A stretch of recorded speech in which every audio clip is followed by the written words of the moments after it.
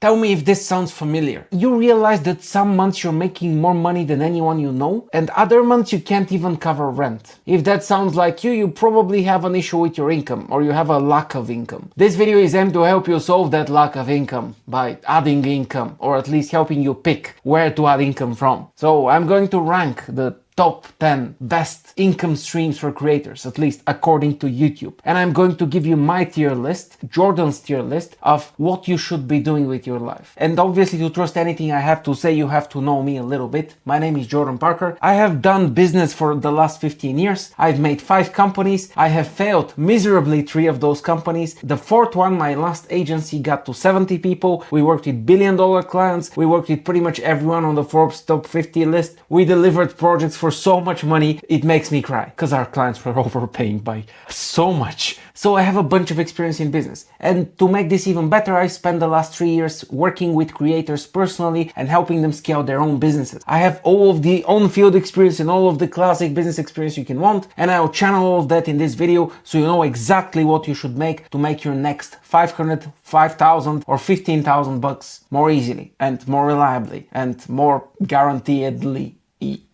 So let's get to it. The first contender that everyone talks about is obviously gonna be digital products. Everyone is telling you, go sell digital products. Digital products are the best thing in the universe. Digital products are actually better than having arms. But in fact, I can tell you that having arms is absolutely amazing and digital products are absolutely overrated. You will find them that they're a very inefficient way of monetizing your audience, but they have very high leverage. What does that mean? It means that you don't have to spend that much time in maintaining digital products.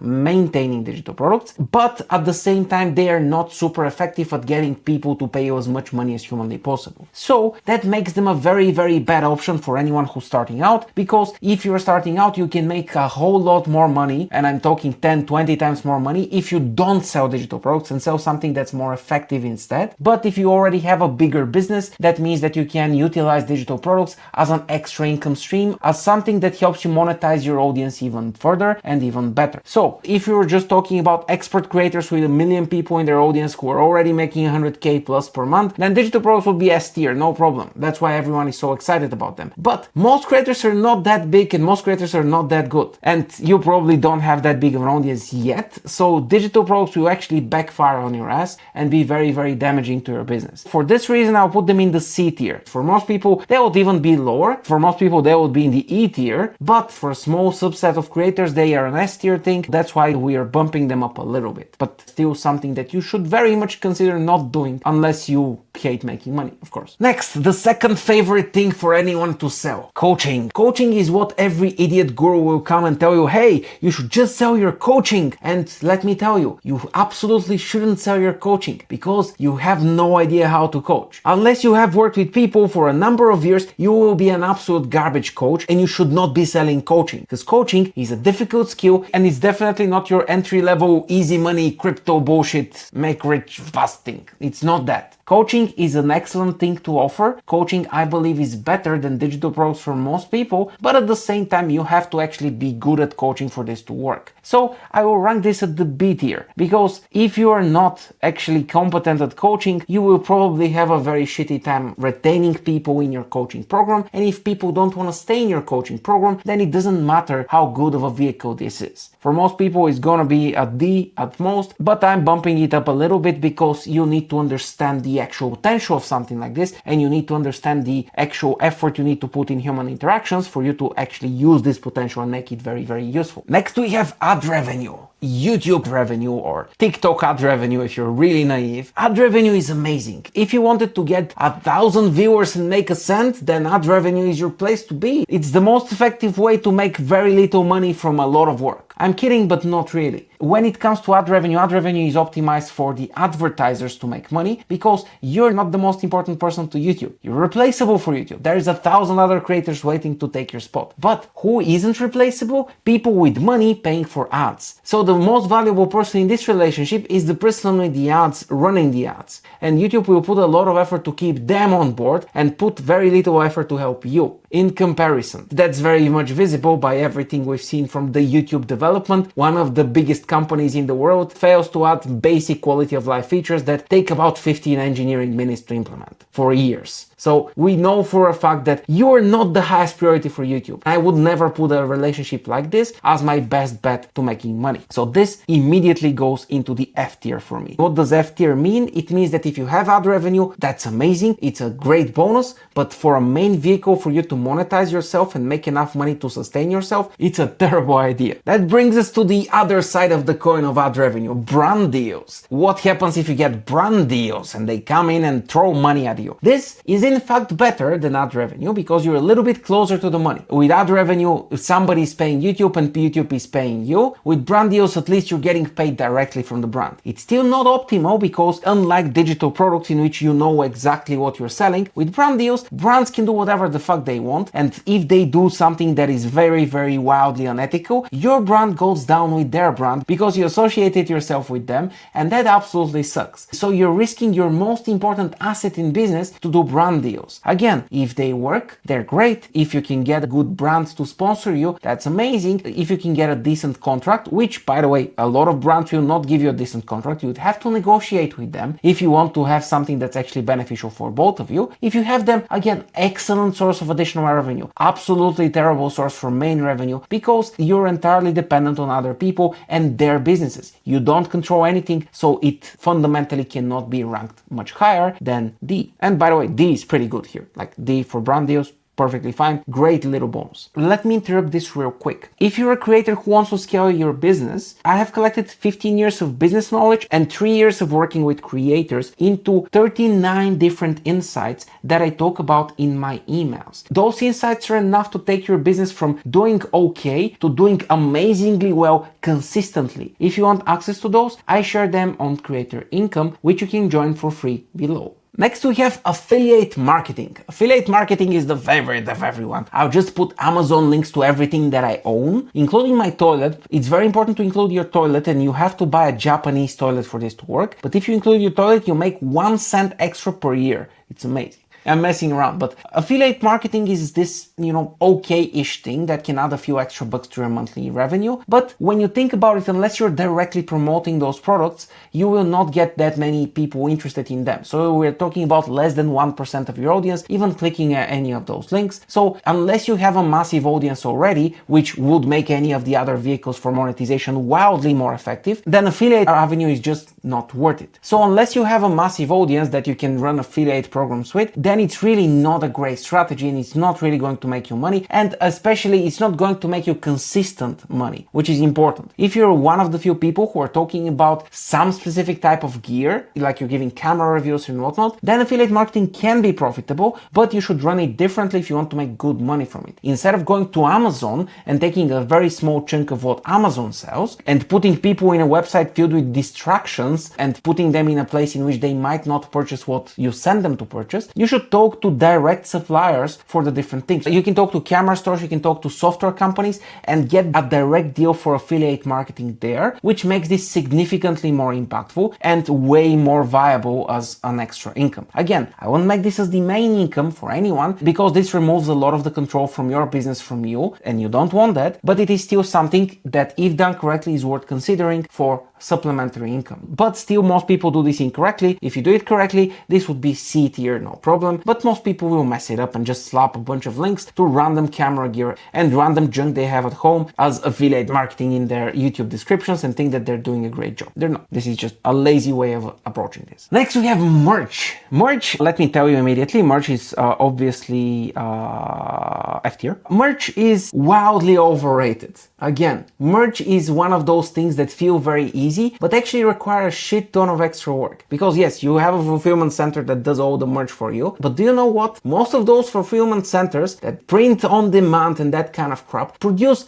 garbage things and no one wants them. No one likes them. Maybe some people will buy them because they like you, but in reality, no one will buy them again. When you look at repeat purchases from merch stores, there's very few of them because most merch absolutely sucks. So you can do two things to make this less garbage and less of a bad idea. Number one, work with a good merch store. I haven't done the research there. You have to do it yourself, but find something that produces quality goods. Actually purchase a bunch of stuff from them, get a bunch of samples and test them. Don't just go based on a recommendation or a review. Next, very, very important, make good merch. Create t-shirts, hoodies and whatever, not with your dumb logo or even worse with your dumb face. Make them fun, make them interesting, make them entertaining, make them stand for something that's not just your persona. Make them stand for an idea that makes them more powerful and more interesting to people, and they will purchase them significantly more because they want to show other people that they like the idea, and far fewer people will be genuinely excited to show everyone, hey look, I'm watching this person on YouTube. That's far less interesting compared to a Don't Die t-shirt from Dark Souls, for example. Next we have donations, and that can be people donating to you on Twitch, that can be Patreon, that can be any form of people just paying you to be you. That is very niche, and if you use it correctly can work decently well. Again, it is very indirect and a very weak way of actually selling stuff because you're selling something, you're selling yourself, you're selling what you're passionate about, but you're too afraid to ask for money directly, so you're asking people for donations or something roundabout like this. So this has this aura of insecurity around it, which I do not like, but at the same time, for certain entertainment channels, that can be the way to go, especially if we think about just entertainment in general, which has a very hard time monetizing, because what are you gonna sell as an entertainer? You can only sell more entertainment, which is a little bit difficult to monetize. So for those certain specific cases, then maybe those donations can make sense. For entertainment channels, I usually suggest waiting until you have the huge audience and then selling something more meaningful. You can sell goods, you can sell physical products. This is probably one of the few places in which I would consider physical products, and you can actually build an entire business around that. If you have a big enough business, that makes a lot of sense.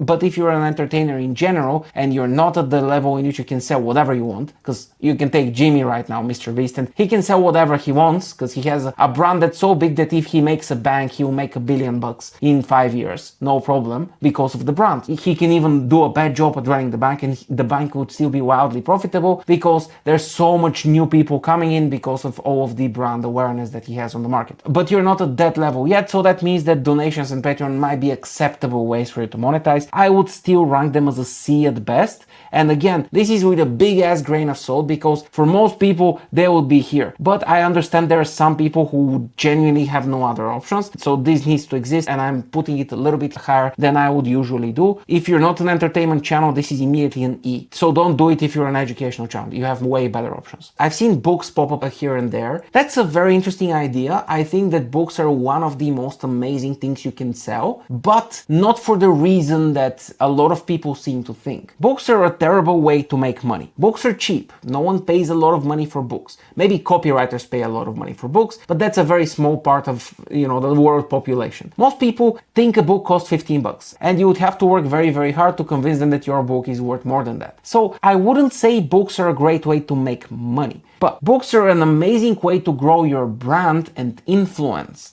Because books build relationships like nothing else. Books are amazing at building relationships. What books can do is that they can generate money for you in 3 years, in 5 years, in 10 years. You should be giving away and selling as many books as humanly possible because that lets you live in other people's heads. Because right now, from all of the books I have, I feel I have another 50 different people that are my friends that never have seen me and will probably never see me ever. This is a powerful form of influence, and this is a powerful form of building relationships with people. And if you're capable of writing a book, by all means, you should write one. It is very, very useful for your brand and your business. So I would give them the A tier, no problem. But again, they're not your main vehicle for monetization. They're just amazing for your brand. They're just amazing for your business, but they will not make you a lot of money, especially early on. They will make you a lot of money in a couple of years. Next, we have the latest hype, which is paid communities. I will sell access to my paid community, and a lot of people will come and I get recurring revenue.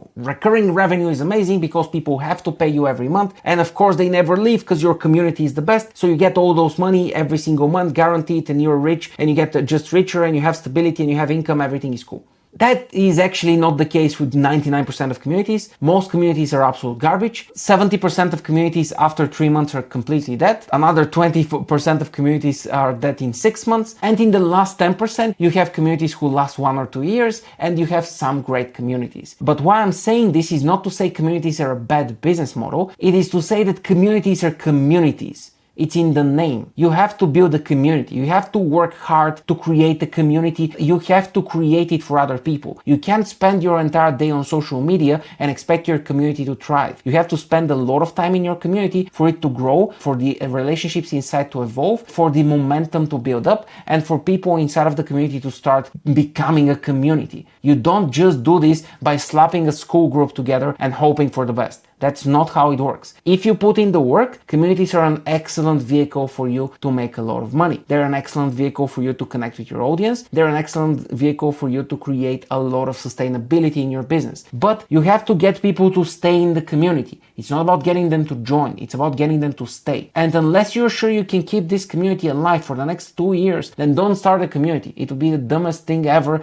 because it's not going to do anything for you. Now, I assume that you have a little bit of intellect in your head and you actually run the community properly and you actually try to make it work well and try to help people in there, and I'll put it in B tier for that very reason. For some people that would be A or even S, depending on how much they work on it, but for most people that would be B at best. Which leaves us, very predictably, with the last contender here, which is services. If you saw somebody work, people will value it more because instead of them buying a dumb course and trying to figure out everything on their own, they actually get the work done for them. It's automated. I give a bunch of money, snap my fingers enough times, and suddenly I have a design up and running. I give another pile of money to somebody else, I snap my fingers enough times, and suddenly I have a website. I give money to a third person, I snap my fingers enough times, and suddenly I have ads running to this website. Everything becomes possible once you have money. And guess what? Most people who have money do not want another course. They do not have value from another course because they don't have the time for another course.